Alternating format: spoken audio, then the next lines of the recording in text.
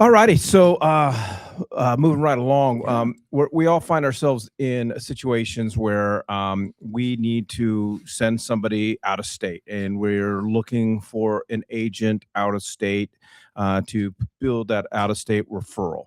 And there's really, for a lot of agents, um, there's not a lot of systems behind it, and so I want to talk about putting systems behind it, and my process when I have a seller here in Arizona or somebody here in Arizona saying, I am moving to another part of the country.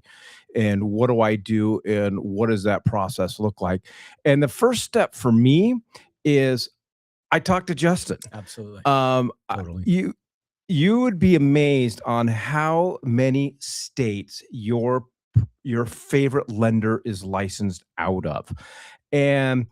And so there's one thing I can send it to an agent. Let's say I send it to an agent in Little Rock, Arkansas, and then that agent in Little Rock, Arkansas introduces them to their lender. I'm out of the loop, 100% out of the loop. They are now not only working with an agent that I don't know and trust, they're also working with a lender that I don't know, and we haven't established trust. So for me, of when I start the process with the lender, this allows me to stay involved in the conversation. I'm going to have, Justin's going to keep me updated in the process.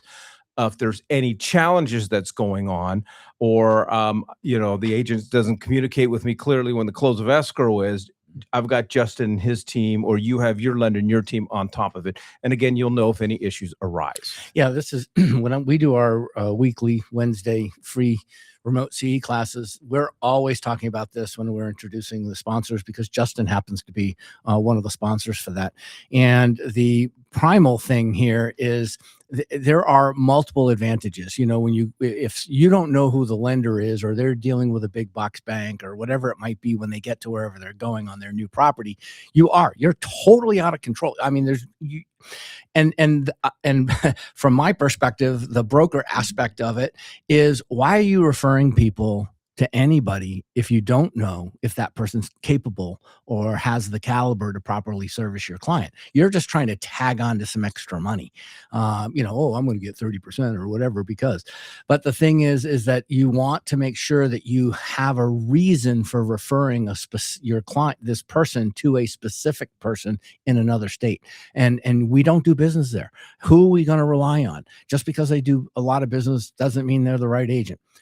Justin is in, I believe, 22 states. And so that's almost half of the country.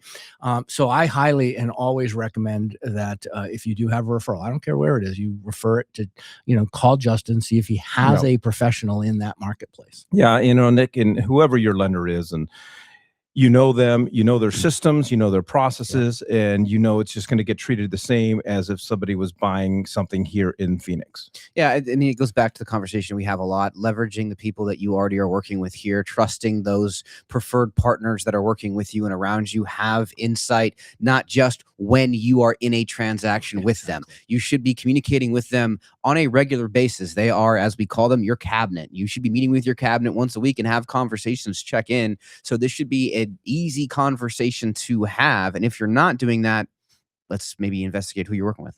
It's funny. And most everybody's lender. If your lender's not doing this, then I don't know. You might want to have a talk with them. But, you should be getting weekly updates when you have a buyer going. And now it's no different when I've sent a referral out of state. I'm getting those weekly updates. And then I'd also start with them and say, hey, do you have an agent that you recommend out there?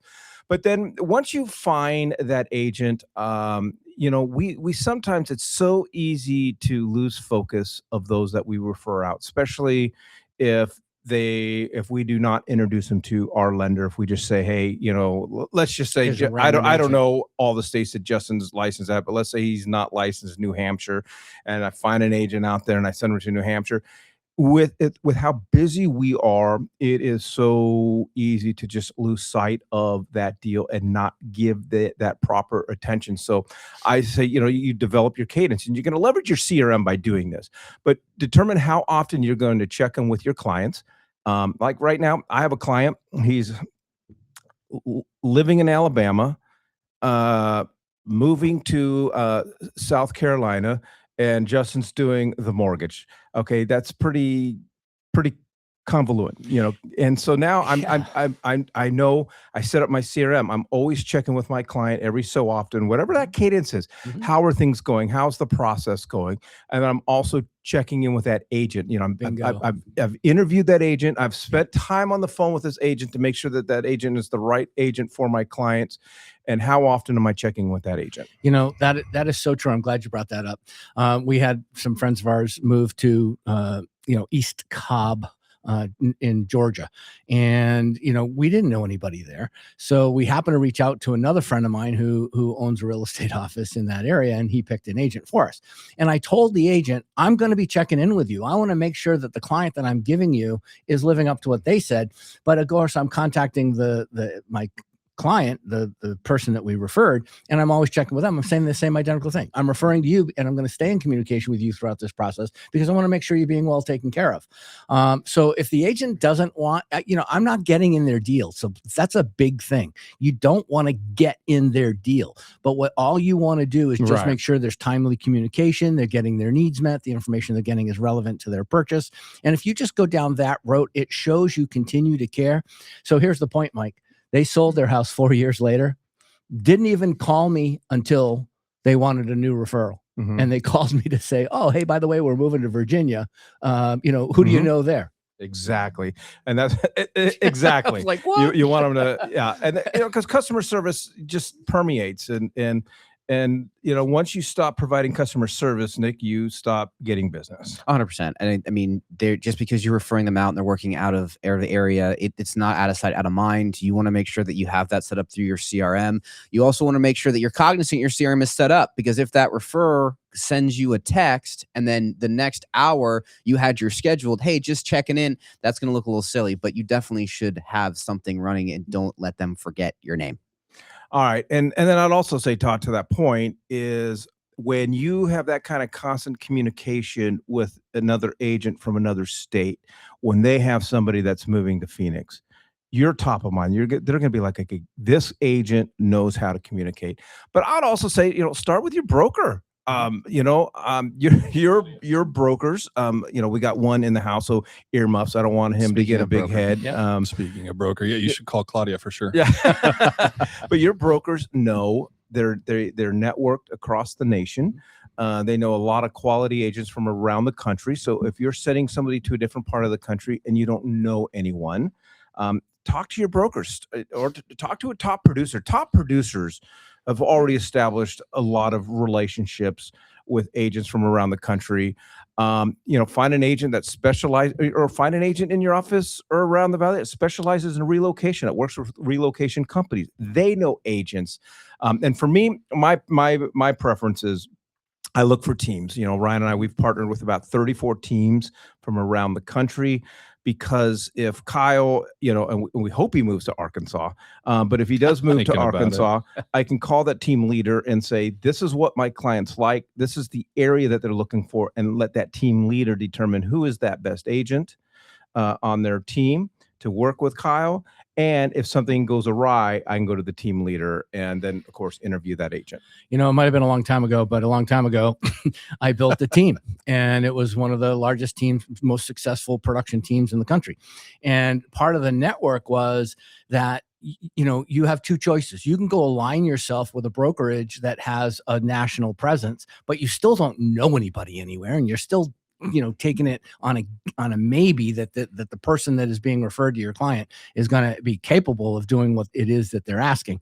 But on the other hand, you could build your business and have absolutely every single agent in the entire country at your disposal. And it would be better to do that, because even some brokerages don't operate in certain areas. So I always have said, that the brokerages don't matter. It's always been you and your business. I mean, other than support, broker content, Contrary of course, to but, popular belief. yeah. Huh? But I'm just saying, as far as your networking and your national networking, and if you're that committed to it, go to the NAR convention and start meeting and mingling. You were going so strong. Did you want me to stop earlier? or- that sounds like a terrible Saturday night.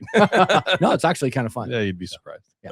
Thanks for the backup, Kyle. Appreciate it. See Kyle partied it up at the NAR convention. It's Hey, I would go with Kyle please. Yeah. all day long. yeah, those major company happy hours aren't for no reason. All right, Clint, would you That's right. send Kyle and I, please, to the next one? I'll represent West USA. Very well, I'm sure. So I want to hit on this point because you guys touched on it, but I don't think it was focused on enough. So what you and Ryan did is you were proactive because you're running a business. You guys made intentional activity, calls, conversation, reach out to top teams across the country. So you had the referrals set up in advance. You as a licensee should be doing the same thing. You should not be reacting to this. You should be looking at the Arizona marketplace. Where are people coming from the country moving into Arizona? That's a national stat that gets posted all the time. Arizona is an incredible transient state. We know this. It always has been. Where are the people moving from? You should be then reaching out directly to those agents in those marketplaces, building that referral so that you are the agent they are going to call when someone wants to come to Arizona, and then you can reciprocate that pass across. Love it. All right, well, that's our 3-pack on sending referrals out of state. But yeah, You know, it's just one last piece on this. To Nick's point, actually, both of your points. Arizona is one of the most desired retirement states in the country. Sure, there's other markets as well. And there's normal migrations, like maybe from people from Boston have a typical to go to Florida versus to come to Arizona. It doesn't matter. The point that I'm trying to make is you don't have to oversell this because you're in one of those resort markets. It's easier for you than if you were, out in the middle of some particular area that isn't one and you were trying to accomplish the same thing. So think about that. This isn't a big task, but it is something that you'd have to focus on. all right, appreciate it, guys. All right, Kyle, got a question.